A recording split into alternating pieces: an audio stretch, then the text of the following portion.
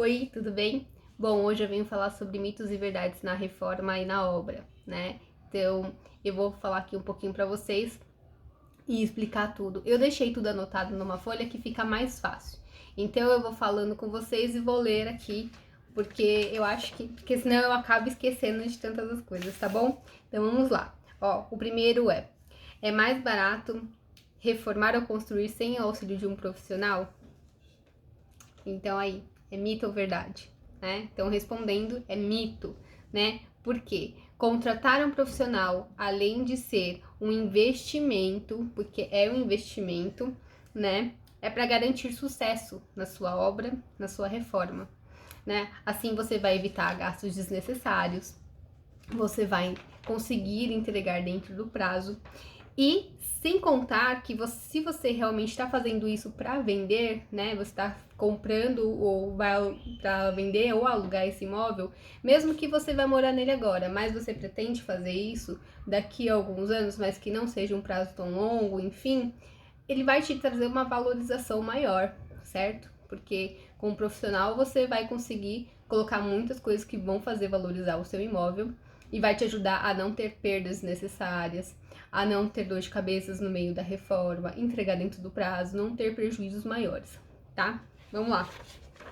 É sobre trincas e rachaduras, né? Muitas pessoas, às vezes, elas, por ver uma trinca ou uma rachadura, acham que é só passar uma tintazinha ali e tá tudo ok, né? Pois é, isso também é um outro mito. Você não pode simplesmente só olhar para a rachadura e tá tudo bem, não é nada, é só passar uma tinta, uma massa e tá tudo resolvido. Não. Então você precisa primeiro identificar o porquê dessas trincas, dessas rachaduras, né? Então a gente precisa analisar se elas estão só na superfície ali, aquele trincadinho só na tinta, né? Ou se elas são mais profundas.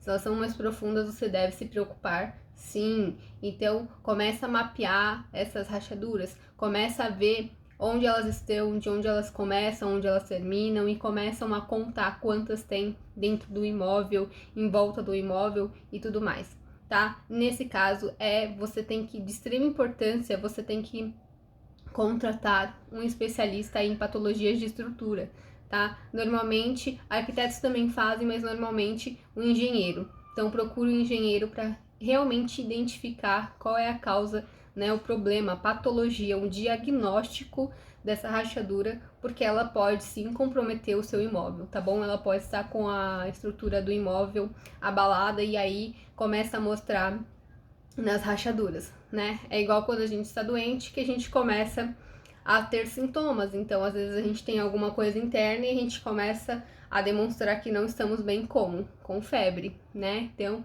se a gente não pesquisar a fundo o porquê dessa febre, a gente não vai saber, né, exatamente o que acontece.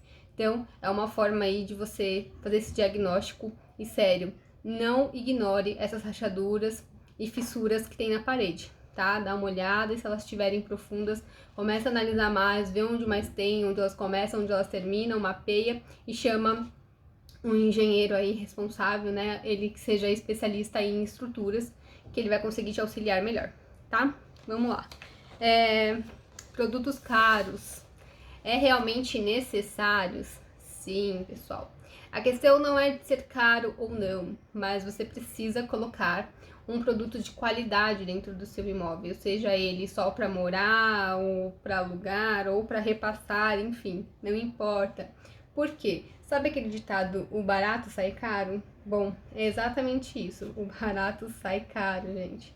Então você precisa comprar materiais de qualidade, né? Porque isso vai fazer com que você realmente tenha ali no seu momento um imóvel com muita qualidade, então você não vai ter prejuízos durante o período de reforma e obra e não vai ter gastos desnecessários no futuro, né? Gastos extras e tudo mais. Então é interessante sim que você coloque coisas de qualidade aí em questão da reforma e da obra, tá bom? Dá uma analisada que é muito importante. Existem paredes que não podem ser derrubadas durante a reforma? Sim, isso também é uma verdade. Então, precisa se tomar um certo cuidado, tá? principalmente em apartamentos, né? Casas também, mas apartamentos as pessoas mais fazem isso, né? O que acontece? Às vezes você compra um apartamento, né? Ele é mesmo que seja novo, ou um apartamento já que foi usado, mas ele ainda tem um histórico novo, ou o apartamento, mas enfim, qualquer tipo de imóvel, antes de você quebrar uma parede, tem que prestar atenção se realmente pode quebrar essa parede. Por quê? Existem paredes, quase na maioria das paredes do imóvel, ela é estrutural. Então, quando a gente fala que ela é estrutural, é uma parede que ela segura a laje, ela segura o imóvel de cima, ela segura tudo que tá em volta, né? Então, imagina um pouco aqui comigo. Você tem aí uma bicicleta. Se você tira um pneu dela, né, a roda ali dela, ela vai andar? Não, ela vai cair, certo? É a mesma coisa. Então você precisa ter esse certo cuidado. Não saia quebrando as paredes que não podem ser quebradas. Analise bem, procure na planta, vê se realmente pode ou não pode quebrar. Se não tem informações, chame uma pessoa especializada para ela de fato te falar se pode ou se não pode, né? Quando você contrata um arquiteto, um engenheiro e todas as equipes, enfim, eles conseguem te falar que realmente pode ou não pode quebrar. Aquela parede que não pode quebrar, gente, não me fale, é só um pedacinho, mas é só não sei o que. Não, de fato, não quebra essa parede. Porque quando você quebra essa parede, você abala totalmente a estrutura do imóvel. E se é um prédio, então você abala totalmente a estrutura do prédio inteiro. Então, ou seja, você está acabando com o seu imóvel e o imóvel das pessoas que moram ali com você, né? O conjunto, né, do prédio. E a casa, se é uma casa de 2 andares, 3 andares, enfim, você está acabando literalmente com o seu imóvel, tá? Uma porradinha só que você der ali, ela vai abalar totalmente o imóvel. Então, tomem cuidado, não façam isso, tá?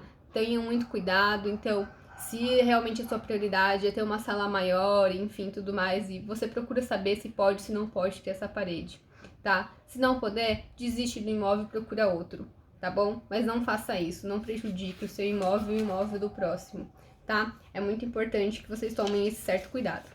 Bom, aí tem agora também em relação a pintar parede da cozinha ao invés de revestir. É anti-higiênico? Não, é um mito, tá?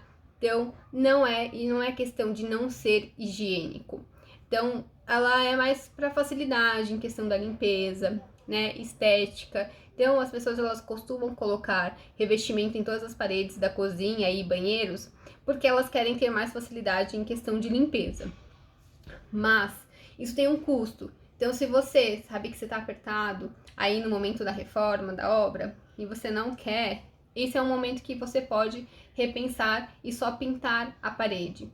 Então, isso não é anti-higiênico, porque além de ser uma solução barata, você consegue depois ficar repintando com um certo período aí, até um período de manutenção, para conseguir que essa parede fique sempre limpa, né? E existe hoje tintas laváveis que você pode passar aí um pano com algum produto e tirar a sujeira que fica do dia a dia, ou enfim, de alguma coisa que você arrasta e acaba ficando marcado na parede, tá? Então não é anti-higiênico, você pode sim pintar e tomar um certo cuidado. Então uma outra solução também que eu trago é a relação que você pode colocar aí um frontão maior na pia, né, para quem não quer o revestimento, ou você pode colocar o revestimento só aí em cima da pia, que fica, né, ali aquela parte que é realmente mais fácil para você limpar, tá bom? Então vamos lá. É necessário comprar pisos e revestimentos 10 a 15% a mais? Sim. Por quê? Muitas pessoas questionam e falam, mas eu tenho que comprar mais e não sei o quê. Sim, precisa.